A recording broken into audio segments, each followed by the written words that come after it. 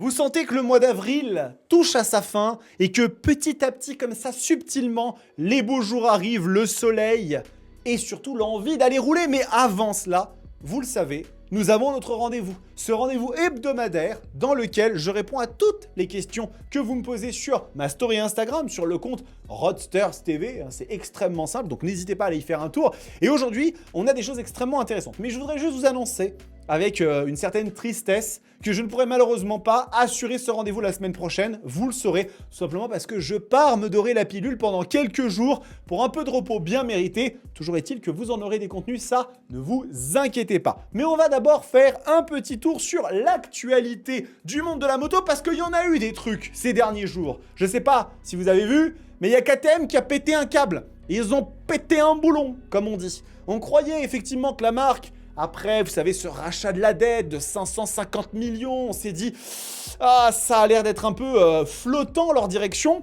Et ben pam, coup sur coup, annonce d'une KTM Super Duke 1390 RR, la version ultime pour la route, s'il vous plaît. Mais juste après, la Super Duke RR Track, encore plus folle, cette fois-ci non homologuée, limitée à 100 exemplaires dans le monde, 40 000 €, avec notamment un moteur LC8 poussé à 202 chevaux et 151 Nm de couple, c'est du délire. 20 kg gagnés sur la balance. Bref, c'est complètement fou. Si vous n'avez pas encore regardé la vidéo, n'hésitez pas à aller le faire. La petite FAQ de la semaine précédente que j'avais publiée un peu plus tard avec la V4 SRRR où on discute d'une potentielle sortie, bientôt, l'hyper sportive de chez CF. Et vous allez voir qu'on va en reparler dans cette FAQ. Et finalement, l'essai tant attendu de la QJ Motor SRK 921. Et on va y revenir également. Si vous n'avez pas vu l'essai, je vous invite à aller le zioter. Mais j'ai des questions à ce sujet. Et on va commencer tout de suite par la question de reptile.cov qui nous dit: penses-tu faire l'essai de la nouvelle SRK 400 RR avec la CIMA? La CIMA, si vous ne savez pas, c'est l'importateur français de QJ Motor. Et du coup, c'est vrai que cette machine, vous avez été nombreux à me demander son essai. Cette 421 RR qui est une moto excessivement attendue qui vient se placer finalement dans l'aspiration d'une machine comme la Kawasaki ZX4R et 4RR finalement, puisque on retrouve un 4 cylindres en ligne de 400 cc capable de développer 77,5 chevaux, 78 chevaux, donc c'est quand même gigantesque, avec une position de conduite qui se veut vraiment très sportive, une partie cycle ultra poussée, vous voyez qu'on a de la fourche inversée de très bonne qualité, des étriers Brembo, des gros disques de frein, le tout pour un prix de 6 000 €. Et ça, c'est ce qu'on retrouve chez QJ Motor, c'est-à-dire un rapport qualité-prix qui est toujours phénoménal, avec à l'essai, et bien souvent, des petits défauts, c'est vrai, parce que les machines en règle générale sont relativement jeunes et la marque est jeune, mais néanmoins, des qualités exceptionnelles, comme ça a peut-être été le cas sur la 921. Je vous invite à aller regarder la vidéo ou alors à attendre la fin de cette FAQ, j'en parlerai peut-être. Mais quoi qu'il en soit, aujourd'hui, chez la CIMA, je suis actuellement en train de faire deux partenariats, à savoir l'essai de la SRK 921 que vous avez déjà eu et l'essai de la 800 Dark qui arrivera la semaine prochaine.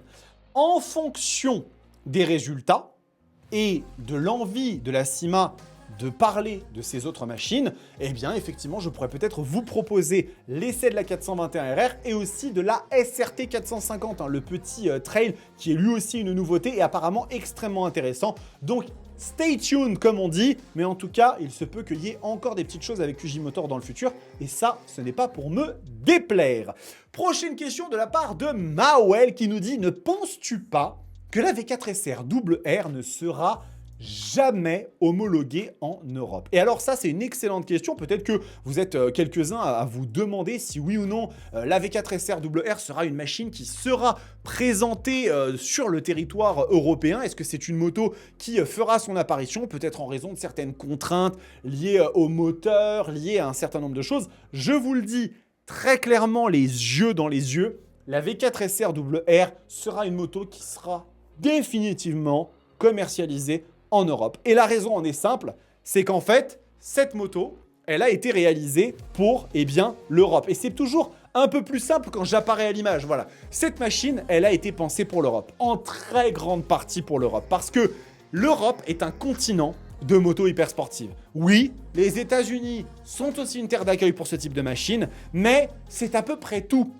Il y a d'autres pays qui ont un peu cette culture-là, mais pas dans les volumes de vente que l'on peut connaître. Quand on part en Inde, on a des grands passionnés de machines sportives, mais les volumes de vente sont souvent un peu moins élevés. Quand on est en Amérique du Sud, quand on va en Asie, en Chine, au Japon, les marchés sont différents.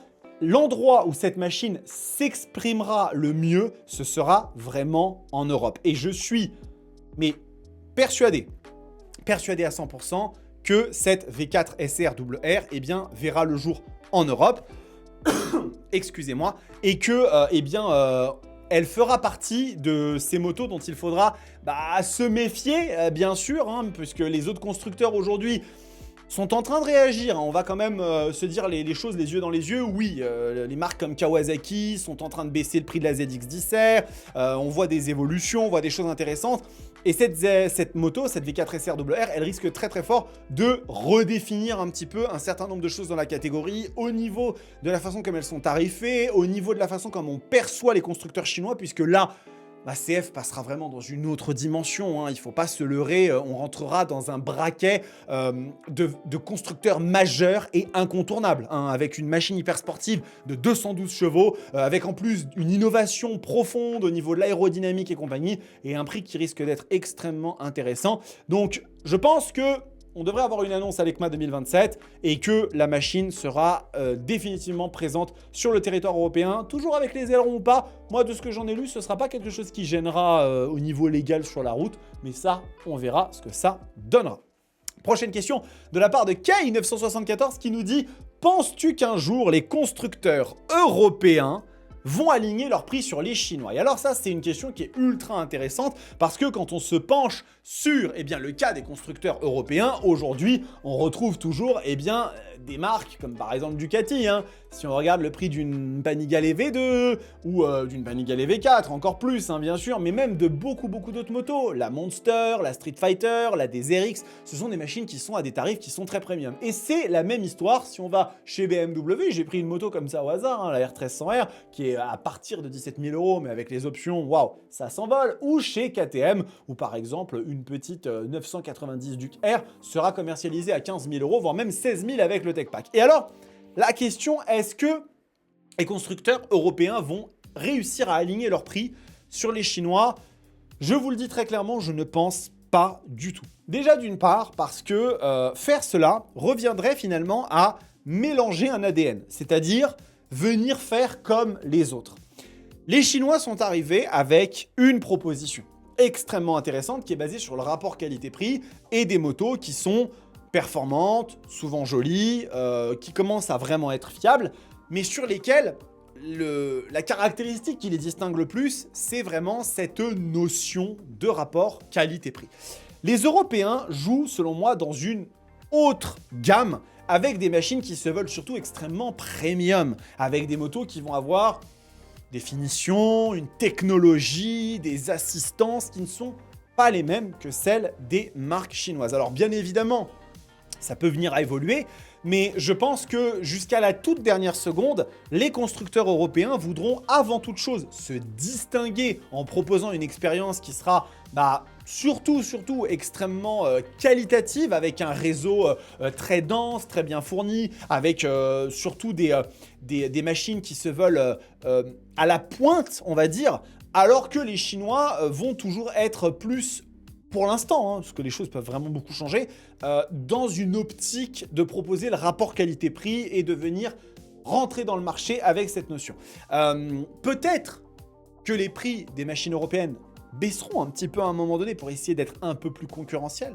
Peut-être que les prix des motos chinoises monteront un petit peu quand toutes les notions de subvention par le gouvernement chinois et autres ne seront plus d'actualité et qu'elles décideront d'augmenter un peu leur prix. Ce ne sera jamais une augmentation d'un prix équivalent à celui d'une moto européenne.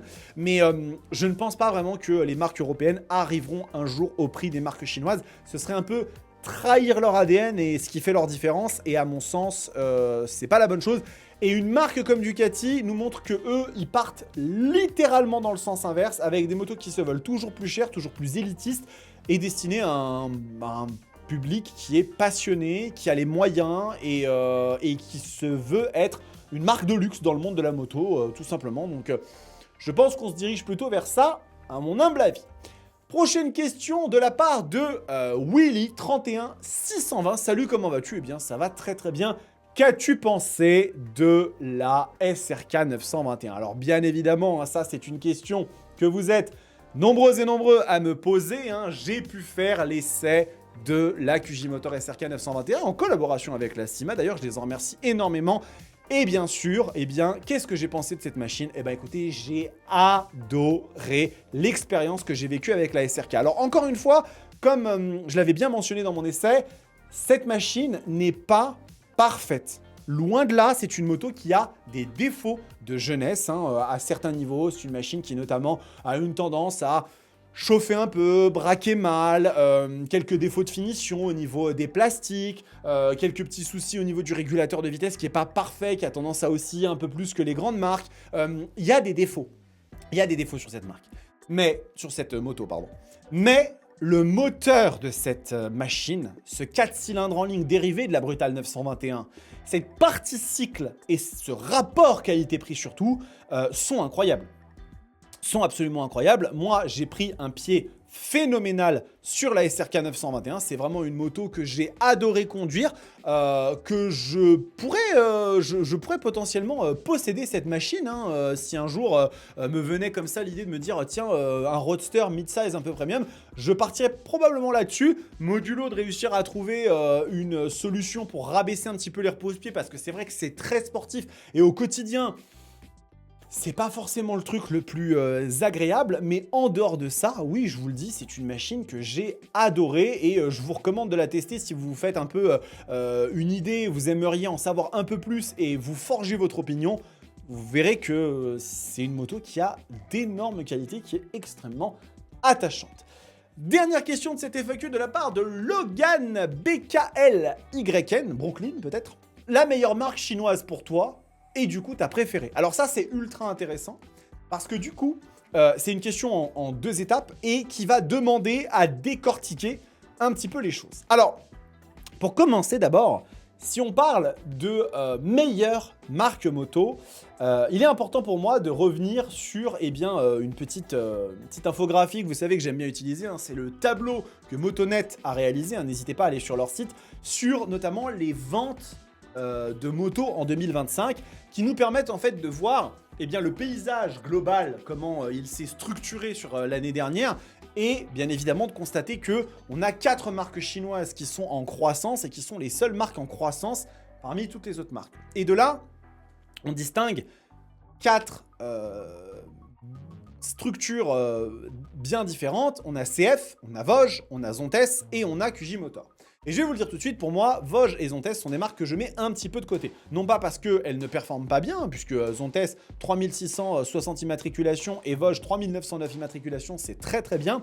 Mais parce qu'en fait, si l'on réfléchit en termes d'élan, en termes de dynamique et de momentum, il y a 2 marques qui sont très clairement au-dessus. L'une d'entre elles, c'est logique et évident, c'est CF Moto. CF Moto qui est littéralement en train de rentrer dans une nouvelle ère en termes de constructeurs et qui sont petit à petit en train de quitter la façon comme on perçoit les marques chinoises au global, vous savez très bien de quoi je parle, pour rentrer vraiment dans cette cour des grands, on va dire, et devenir un acteur moto en Europe incontournable au même titre que un Honda, un Yamaha, un Suzuki, et ça, ce sera intronisé, ce sera cristallisé par l'arrivée de la V4 SRWR, mais par une autre moto aussi, qui est celle-ci, la 1000 MTX, qui est une moto qui va venir se frotter à l'Africa Twin, avec encore une fois un rapport qualité-prix extrêmement intéressant, 10 599 € pour une machine qui a des caractéristiques ultra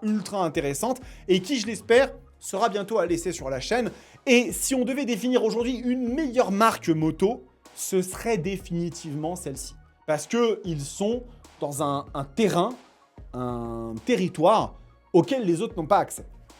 Mais néanmoins, il y a quand même une autre marque dont je veux parler, hein, puisque j'en ai supprimé 2 de la liste, c'est bien évidemment QJ Motor.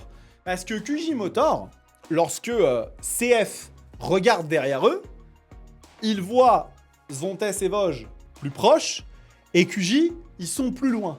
Par contre, QJ, ils arrivent avec une vitesse qui est impressionnante. Et ça se traduit bien évidemment par leur élan dans les ventes, leur momentum, leur croissance de plus 225%. Et en fait, là où certains pourront asséner que oui, mais quand on part de loin, faire de la croissance devient plus facile, mécaniquement parlant, parce qu'on fait moins de ventes. Alors bien évidemment, je vous renvoie au tableau pour vous rendre compte qu'au-dessus et en dessous de QJ Motor, il y a des marques qui ne sont pas du tout en croissance, qui sont en décroissance sévère. Mais il est vrai que si vous avez vendu 20 motos une année et que vous en vendez 40 l'année d'après, vous avez fait plus 100% de croissance, ce qui ne change pas le fait que vous n'avez vendu que 20 motos de plus. Ça, c'est une réalité. Mais là où en fait, je trouve que c'est extrêmement intéressant, c'est que si on se penche sur le cas de QJ Motor, c'est que la marque l'année dernière a eu une très bonne évolution, alors que leur gamme n'était même pas encore à sa pleine puissance. Des machines comme la SRK 921 ne sont en train d'arriver que maintenant. On a des nouveautés qui arrivent comme la SRK 921RR qui prend sa pleine mesure. La 421RR surtout, c'était à celle-ci que je voulais venir. Et aussi la 450RX. Ça, ce sont des modèles de grande vente en fait. Ce sont des machines de volume qui ont pour objectif de beaucoup se vendre. Et du coup, en fait... QJ n'en est même pas encore à sa pleine maturité. Tandis qu'il est vrai que CF, sur l'année 2026, la 1000 MTX est une grosse annonce, mais ils n'ont pas énormément de modèles qui sortent. Ils sont plus dans une phase de consolidation en attendant potentiellement, pour l'ECMA 2026, la giga annonce commerciale de la V4SR WR qui arrivera du coup très probablement en 2027 et qui là risque effectivement de pas faire de vente énorme parce que c'est une hyper sportive. Les hyper sportives, elles sont pas là pour se vendre à des milliers d'exemplaires, mais par contre à faire basculer encore CF Moto dans une autre perception de la part des motards et motards. Et donc effectivement, QJ, ils ont en fait cette force. Et ce qu'il faut savoir de QJ Motor, c'est que c'est une marque, quand vous allez à l'ECMA, vous vous rendez compte à quel point ils sont plus gros que CF Moto au niveau commercial industriel. Ils ont des dizaines et des dizaines de machines présentes sur leur stand. Et du coup, eh bien, ils ont vraiment quelque chose à jouer et je pense que l'année prochaine, quand on fera le débrief de l'année 2026, si QJ Motor ne passe pas dans le top 10 des constructeurs, je pense qu'ils seront très proches. Ils seront en 11e ou 12e maximum. Ils auront peut-être damé le pion à Zontes. Mais ce qui est sûr et certain, c'est que la marque se développe énormément. Alors après, ma marque préférée chinoise, je n'en ai pas nécessairement. J'ai des machines qui me plaisent énormément. Chez CF Moto, il en existe une en particulier qui est chère à mon cœur, vous le savez, c'est la 800 NK Advance TC, qui est vraiment une moto que je trouve exceptionnelle à tout point, vraiment au niveau de la gueule, au niveau du moteur, au niveau de la technologie. Elle est super. La 675 SRR, c'est aussi une moto très cool. Mais aujourd'hui, ma machine préférée chinoise, c'est celle-ci. C'est la SRK 921. C'est vraiment une moto que j'ai adorée. Donc, j'ai pas de marque chinoise préférée, mais j'ai une moto chinoise que j'adore. C'est celle-ci. C'est cette SRK 921 qui est incontestablement la moto qui m'a procuré le plus de sensations de ce pays en termes de constructeurs et aussi de la catégorie des roadsters mid-size premium, ce qui n'est pas rien parce que c'est une catégorie particulièrement chahutée. Voilà tout ce que j'avais à vous dire pour cette petite FAQ, les amis. N'hésitez pas à me dire ce que vous en avez pensé dans les commentaires et à vous abonner à la chaîne si ce n'est toujours pas fait. C'est un énorme soutien que vous pouvez m'apporter. Et puis, eh bien, vous allez avoir beaucoup de belles choses qui vont arriver avec, entre autres, l'essai de la 800 Dark chez QJ Motor, l'essai de la BMW F450 GS et qui sait, peut-être potentiellement une 1000 MTX qui arrivera comme ça dans le courant du mois de mai. En tout cas, je fais tout pour. En attendant, les amis, prenez soin de vous, kiffez vos bécanes. Ciao!